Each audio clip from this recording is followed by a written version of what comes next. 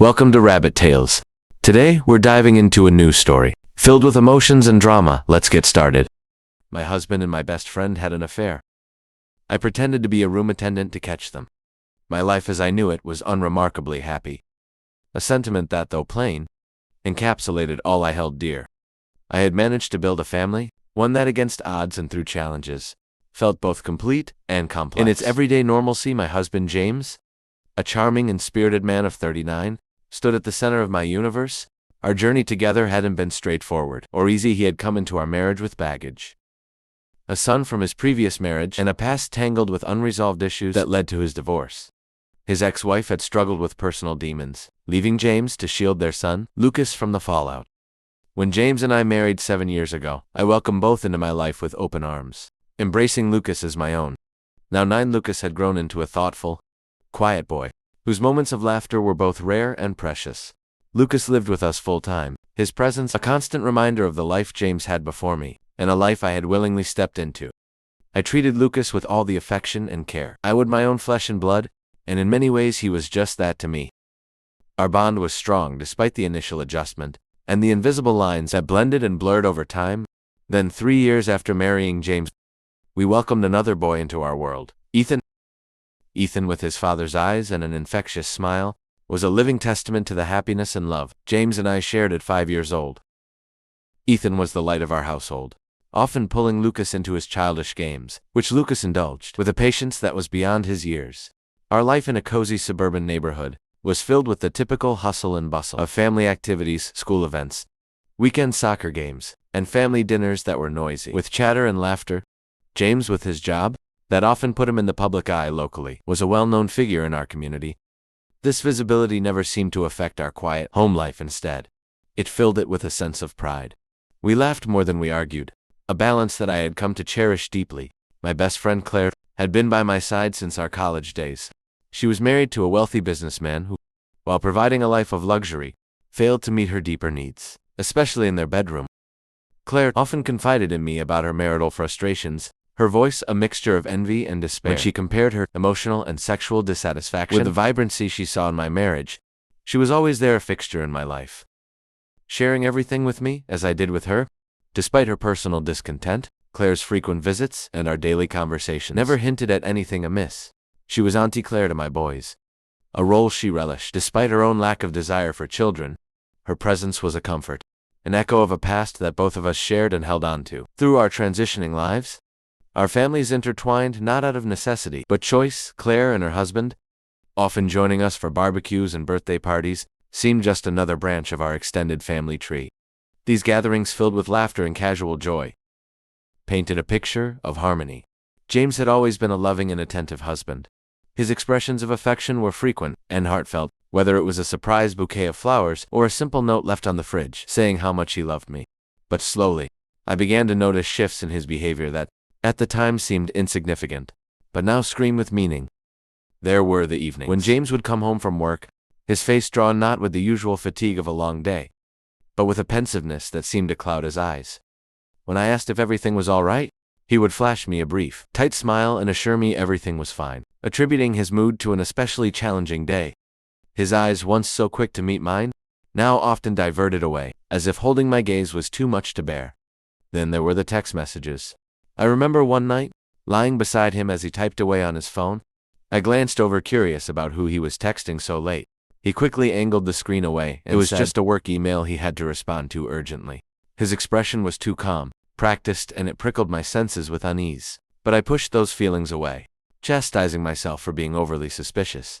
With Claire, the changes were even more pronounced, though cloaked in subtleties that only in retrospect reveal their true weight. She had always been open and vibrant, sharing every detail of her life with an almost brutal honesty. But as the months passed, her vivacity dimmed. She became more reserved, her laughter less frequent and her visits shorter. When she did come over, her smile didn't quite reach her eyes, and there was a hesitation in her actions, as if she were constantly on the verge of saying something more, but thought better of it. I remember one particular afternoon, when Claire and I had met for lunch. She seemed unusually distracted, her eyes flicking to her phone every few minutes. I had jokingly asked if she had a secret lover she was keeping from me. She had laughed it off. But there was a flash of something in her expression, a flicker of guilt perhaps, that made me pause. But then, she quickly changed the subject, gushing about a new restaurant she wanted us to try, and the moment past our conversations, once filled with earnest depth, had taken on a superficial quality. She asked about my life, my family, but it was as if she was going through the motions. I shared stories of James and the kids, unaware that each word might be a sting to her conscience. Looking back, I can almost pinpoint the exact moments when her discomfort was most palpable, especially when I talked about James with affection and pride. One evening, the four of us, Claire, her husband, and I, had dinner at our place. I noticed how Claire's laughter seemed forced, how she and Jamaz accidentally exchanged looks that they both quickly smothered. It was as if they were both in a play, each performing their part, but with a falter here and there that only a discerning eye would catch. After they left that night, the air felt charged, heavy with unspoken words and unasked questions. James was unusually quiet, retreating into a shell that I couldn't seem to penetrate. When I asked if he was okay, he brushed it off, mumbling something about being tired. But his eyes avoided mine, and there was a tension in his jaw that hadn't been there earlier. These signs, these tiny cracks in the facade of our daily lives, were there forming a pattern I only now fully see. The pain of realizing that not only was my husband unfaithful, but that my best friend was his accomplice, cuts deeper than anything I've ever felt. It shakes the very foundation of what I believed my life to be, leaving me to wonder how I missed the signs when they were so clearly there, painting a picture of betrayal right before my eyes. The day I discovered the devastating truth about my husband and my best friend Claire started like any other. It was a sunny Tuesday, and I was busy organizing the house while Ethan played in the living room. My phone buzzed with the arrival of a message. Expecting it to be a reminder or a message from a family member, I checked it casually, but what I saw was neither. It was an anonymous text, simply stating a hotel name and room number. The sender was unknown, and my heart sank with a dreadful premonition. Confusion and fear mingled with a sharp sting of betrayal as I read and reread the message. Why would someone send me this? Was it a mistake, or was it something more sinister? Despite every rational part of me screaming to dismiss it, the seed of doubt had been planted. I needed to know the truth. I arranged for my neighbor to watch Ethan, giving some vague excuse about an unexpected errand. My hands shook as I drove to the hotel, the address burning in my mind with every mile that passed. As I parked the car, my breaths were short, each one heavier than the last. I walked to the room, my legs feeling like they could give out at any moment. Standing outside the door, I hesitated. The fear of what I might find on the other side gripped me, but I had to know. I mustered all the courage I had left and knocked softly. Come in. Why are you taking so long? Help me clean up my spilled wine. A familiar voice called from inside. It was Claire's voice, casual and irritated. My heart pounded against my chest as I pushed the door open, feigning the role of a hotel employee. The scene before me was like a still from a nightmare. My husband, James, was out on the balcony, his back to the room, seemingly caught up in a phone call. Claire was sprawled on the bed, a glass of wine tipped over on the bedside table, its contents staining the crisp white sheets. I bent down, pretending to clean up, my hands trembling as I grasped the cloth. Claire continued to talk, unaware of who I really was. You know, he's the only one who can satisfy me, she said, a moan of contentment lacing her voice as she referred to my husband. I've always been so jealous of her, living such a perfect life, she added bitterly. I froze, the cloth in my hand forgotten. Her words echoed in the room, each syllable slicing through me like a blade. She spoke of her husband, then deriding him as physically weak and inadequate. The casual cruelty of her words, the ease with which she dismissed her vows, shook me to my core. I stood, my disguise as a cleaner forgotten, as I faced the reality of their betrayal, my presence still unnoticed. I watched as James turned from the balcony, his face lighting up as he saw Claire. The affection in his eyes was unmistakable, and it was not directed at me. Feeling nauseous, I backed away, the room spinning around me. I managed to stumble out before they saw me, my heart breaking with each step outside. The cool air hit my face, but it did nothing to ease the heat of my shame, anger, and sorrow. I vomited in the bushes outside the hotel, the physical purging a pathetic echo of the emotional turmoil inside. The drive home was a blur. My mind replayed the scene over and over, each detail a torment. How long had this been going on? How could they do this to me, to us, to our family? The questions spiraled, each one unanswered, each one a further descent into despair. I arrived home to the sound of Ethan laughing as he played. The normalcy of the scene was a stark contrast to the chaos within me. How could I reconcile the world I thought I knew with the deceit I had just witnessed? That night, after Ethan was in bed, I sat alone in the darkness of the living room, waiting for James to come home.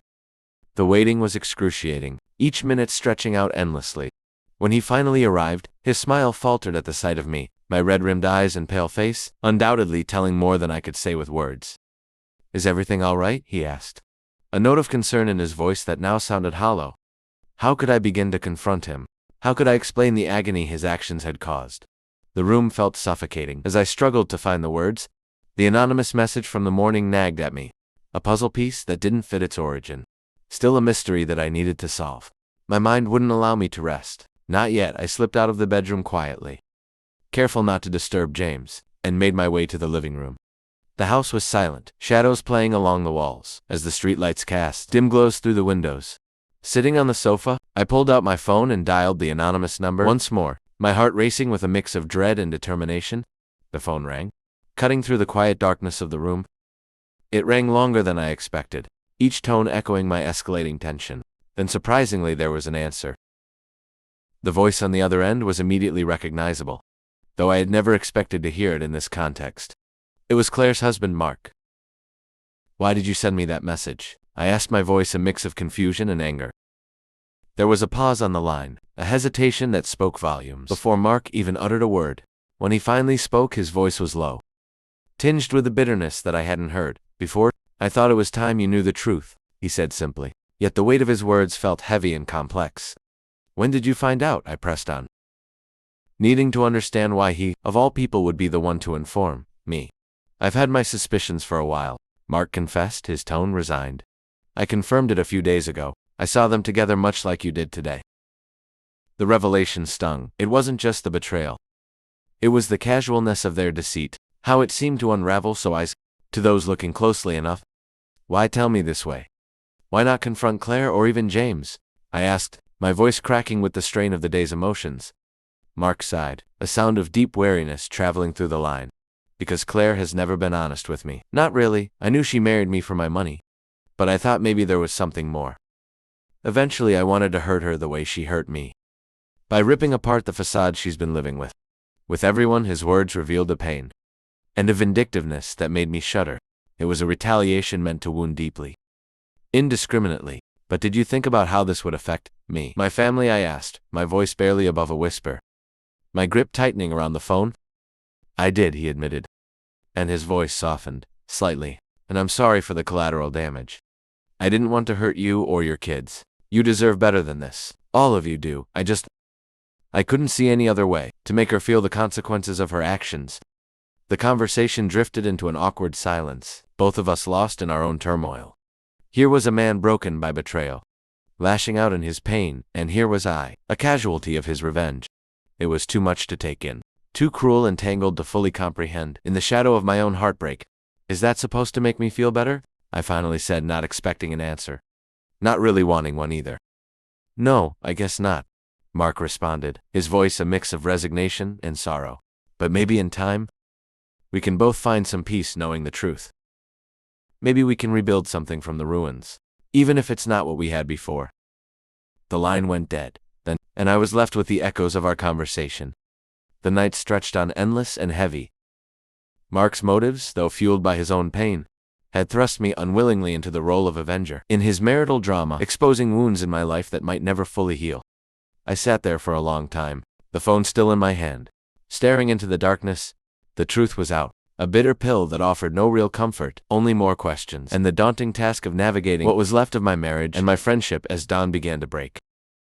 The first light casting a pale glow into the room, I knew that the path ahead was uncertain. Forgiveness seemed as distant as the fading stars, and trust, once broken, loomed as a colossal challenge to rebuild. But in that moment of early morning clarity, I realized that whatever decisions lay ahead, they would start with facing the day and the consequences head on. I woke up from an uneasy slumber, a night marred by turmoil and haunted by the echoes of betrayal. The weight of discovery sat heavy on my chest, making it hard to breathe, hard to think despite the unrest. I had made a decision the previous night. I needed to talk to James face to face, to resolve this excruciating mess we found ourselves in. I wanted answers, needed closure, or at least the beginning of a conversation about where we stood. My plan was to meet him tonight, after the kids were asleep, a time we could talk undisturbed. With this resolve, I reached for my phone to text him a simple message to confirm our talk, but as the screen lit up, I was met not with the quiet icons of my home screen, but with notifications flooding in. A storm of alerts and messages that immediately set my nerves on edge, curiosity mixed with dread. I opened the social media app to find the source of the commotion. There on my feed was something so shockingly personal and devastating that it knocked the wind out of me. A video unmistakably featuring James and Claire in a very compromising, intimate scene. It was posted by an anonymous account, but the content was explicit, leaving no room for doubt about what it depicted, or who was involved. The reality that our private agony was now public spectacle was paralyzing. I knew immediately it was Mark's doing. His previous actions, the pain in his voice last night, painted a clear picture of a man driven to the edge by heartbreak and betrayal. His method of exposing the affair, so raw and cruel, was the act of someone consumed by revenge, not just intent on reclaiming his dignity, but on destroying everything in his path. As I stared at the screen, numb and disbelieving, my phone began to ring, jolting me from the shock. It was relentless, buzzing again and again, vibrating with an urgency that mirrored the chaos now exploding around me. Journalists, friends, acquaintances. News of this scandal was spreading like wildfire, and everyone wanted a piece of the drama. A comment, a reaction. "Oh my God," I murmured to the empty room. Everything was falling apart, unraveling faster than I could have ever anticipated. The conversation I had planned with James, meant to be a private affair, to mend or what was left of our marriage, was now irrelevant. The world had intruded, cruel and uninvited, into our lives. My heart raced as I tried to process the rapid collapse of my privacy and personal life. This video, this vile breach of our intimate moments, changed everything. There was no room now for quiet discussions or contemplative reconsideration. The issue demanded immediate attention, not just as a personal betrayal, but as a public spectacle that was spiraling out of control. With shaking hands, I dialed James's number. He answered quickly, his voice tense. "Aware already of the digital wildfire consuming our lives. Have you seen?" It was all I could ask, my voice a mix of anger, sadness, and disbelief. "Yes, I've seen it," he replied, his voice heavy with regret and something else. Fear, perhaps. "I'm so sorry, this isn't how I wanted." "How you wanted what, James?" "For me to find out, for everything to end." I cut him off, unable to contain the torrent of emotions. "It's everywhere, our friends, family, everyone has seen it. How do we even begin to handle this?" There was a pause, heavy and laden with the weight of our crumbling world. "I'm coming home, we need to talk face to face. We need to figure out what to do about everything." The call ended, leaving me in a turmoil of thoughts and emotions. I knew that whatever came next would be incredibly challenging. Facing the public humiliation, dealing with the betrayal, and navigating the fallout with our children and our families, there was no easy path forward. The hours until James's return were agonizing. I sat enveloped in a haze of anxiety and betrayal, trying to brace myself for the confrontation to come. How do you confront a betrayal that's become a public circus? How do you reclaim any sense of normality when your private life has been laid bare for all to see? When James finally walked through the door that evening, the look on his face told me he was as devastated by the exposure as I was by the betrayal. We sat across from each other, the weight of unspoken words heavy between us. This wasn't just about us anymore. It was about our children, our families, and the indelible marks this scandal would leave on all our lives. The conversation that followed was painful, but necessary. We discussed immediate steps to protect our privacy, ways to handle the media, and most importantly, how to address this with our children. We talked about the potential for legal action against Mark for the invasion of privacy and the dissemination of the video. Through it all, the need for decisions about the future of our marriage loomed large, but those decisions were for another day. Right now, we needed to manage the crisis at hand, to protect our family from further fallout, and to begin the arduous process of healing, whatever that might look like. After James had come home and we'd begun to tentatively address the fallout from the scandal that was now openly unfolding, I knew there was one more call I needed to make. Despite the raw emotions and the deep sense of betrayal, I needed to contact Mark. The urgency to protect what little remained of our family's privacy propelled me into action. I found a quiet corner in the chaos of our home, my hands trembling as I dialed Mark's number. The phone rang, each tone echoing in the emptiness of the room, magnifying my anxiety. When he finally answered, his voice was cold, distant. "Mark, please," I started, my voice pleading, "you have to take down the video. Think about my sons. Think about what this will do to them if they see it." There was a pause on the other end of the line. I could almost hear him weighing his options, his breath a soft but audible intake. "I posted that video for a reason." Mark's voice was resolute. tinged with the bitterness that had likely driven him to expose the affair so publicly. I understand you're hurt. I continued fighting to keep my voice steady, despite the turmoil inside me. But my children have nothing to do with this. They are innocent. Please don't let them suffer because of our mistakes. Mark's reply was a sigh, long and weary. You think I want to hurt children? He asked, his tone softening slightly. You think I haven't thought about that? I know you're angry, and you have every right to be, I said, trying to connect with the part of him that had once been our friend, before all this bitterness took hold. But please reconsider what this will do to them. They could lose friends, be bullied. Their whole world could change. And once something is on the internet, it's there forever. There was another silence. Longer this time. I held my breath, waiting, hoping that my words had reached him, had reminded him of the man who used to come to our home, who had laughed and dined with us. Who wasn't this person consumed by revenge? Finally he spoke again, his voice less certain than before. I don't want to hurt your kids. I don't, he admitted, and his words seemed to carry a weight of realization, as if seeing the broader impact of his actions for the first time. But Claire and James, they did this, not me. They did, and they are dealing with it, I assured him, my voice firm. But our children shouldn't have to. Please, Mark, do this for them. Take the video down. We talked a little more. I told him about Ethan's recent school achievements, how he was just starting to really enjoy his soccer games. I mentioned Lucas's quiet strength, how he had been dealing with so much already, between the complexities of his blended family life and normal childhood challenges. With each word I hoped to humanize the situation, to bring it back from the abstract online world to the very real, very affected lives of these two little boys. Mark finally conceded, his voice a mixture of defeat and clarity. Okay, he said. I'll take it down, not for James or Claire, but for the kids. I thanked him, relief flooding through me, though tempered by the knowledge of the lingering effects of his initial decision. We ended the call on a note of strained civility, the connection forever altered, but with a sliver of respect for his final choice to protect my children after hanging up. The relief was palpable, but so was the gravity of what still lay ahead. The video might be taken down, but the damage was done. Rumors had been ignited. Conversations started, and the digital footprint, though now less traceable, would never be completely erased. The task of facing our friends, family, and especially our children, with the truth loomed large. How to explain such adult failures to such young minds was a puzzle I was still piecing together. The forthcoming days would require careful navigation, as James and I would need to shield our sons from as much fallout as possible, while also preparing to answer their questions with honesty appropriate for their age. In the wake of the scandal that crumbled the facade of my once seemingly perfect life, the days that followed were some of the most challenging I had ever faced. The very foundation of my existence, my marriage, had been irrevocably altered by betrayal, and the aftermath was a painful navigation through a landscape I hardly recognized. The morning after I successfully persuaded Mark to take down the incriminating video, James approached me with a solemnity that was uncharacteristic of the man I had known. He held a set of divorce papers in his hands, his eyes avoiding mine as he placed them gently on the kitchen table, where we had shared countless family meals and light-hearted conversations. I think it's best if we do this, he said quietly, his voice strained. I don't deserve your forgiveness or your feelings anymore. The finality in his voice cut through the air, sharper than any words he had uttered the night before. I looked at the papers, a cold, hard reality settling over me. Despite the tumult of emotions, a part of me had clung to the hope of reconciliation, not just for our sake, but for our sons. But in that moment, as I watched James defeated and resigned, I understood that our path forward needed to be apart. With a heavy heart, I signed the papers. Each stroke of my name, a silent testament to the years we had shared, and the future we would not.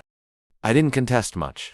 I just asked for primary custody of our sons, ensuring they would have stability and continuity in their lives. As much as possible, James agreed without hesitation, the guilt etching deeper lines into his face once everything was settled. Legally, I took our youngest son, Ethan, and moved to a nearby apartment. It was a modest place, but filled with potential for a new beginning, a space just for us, away from the shadows of past betrayals. Meanwhile, Claire's life unraveled, in ways more dramatic and public than I could have imagined. After her affair with James and the subsequent fallout, Mark, driven by a blend of betrayal and vindication, ensured that Claire would not benefit from their divorce. Armed with evidence of her adultery, he barred her from claiming any significant part of his considerable wealth. Last I heard, she was sent away empty-handed, a fitting end to her duplicitous maneuvers. But Claire's descent didn't stop there. Recently the news broke that she had been arrested for corporate corruption, it seemed. Her unethical behaviors were not limited to her personal life, but had permeated her professional dealings as well. While part of me felt vindicated that Claire was facing justice, another part of me was saddened by the sheer waste of her potential and the destruction of the person I once considered a close friend. As for my life, it has taken a turn toward rebuilding and refocusing on the future. The divorce, though painful, allowed me to start anew, focusing solely on raising Ethan and ensuring that Lucas, though he lived with James, remained a central part of our lives. The challenge, however, has been dealing with the emotional and psychological impact on Ethan. The absence of his father in our daily life has been a significant adjustment for him. James tries to be present, coming by to visit and taking Ethan out on weekends, but the once seamless nature of our family life is now a patchwork of scheduled visits and shared custody. Ethan, only 5 years old, struggles with this new reality. He often asks when Daddy is coming home, and on days when he realizes that the home he knew is no more, his confusion turns into quiet sorrow. Seeing my son grapple with these feelings has been heart-wrenching. Despite the anger and betrayal I felt towards James, I've encouraged a healthy relationship between him and Ethan, believing that whatever issues we had as spouses should not taint their father-son bond. We both agreed to attend family therapy to help Ethan adjust to the changes, and while it has been helpful, the road is undoubtedly long and filled with uncertainties. In this new chapter of our lives, I've had to be both mother and father in many ways, trying to fill the gaps left by James's absence. I've also had to navigate my own healing process, dealing with the lingering feelings of betrayal and the task of forgiving enough to move forward, if not for myself, then for the sake of Ethan. As I focus on rebuilding our lives, my resolve strengthens. I have found solace in returning to work, in strengthening bonds with family and friends who have shown unwavering support through these tumultuous times. The community around us has been a steady source of comfort and stability, and I'm grateful for every gesture of kindness and understanding they have extended towards us. Despite the scars left by the events of the past months, I am hopeful. Life, though unpredictable and often painful, also brings opportunities for growth and new beginnings. For Ethan, for Lucas, and for myself, I am committed to building a future, defined not by the failures and betrayals of the past, but by the possibilities of what is yet to come. As we move forward one day at a time, I hold on to the hope that with love, resilience, and a bit of courage, we can find peace and happiness.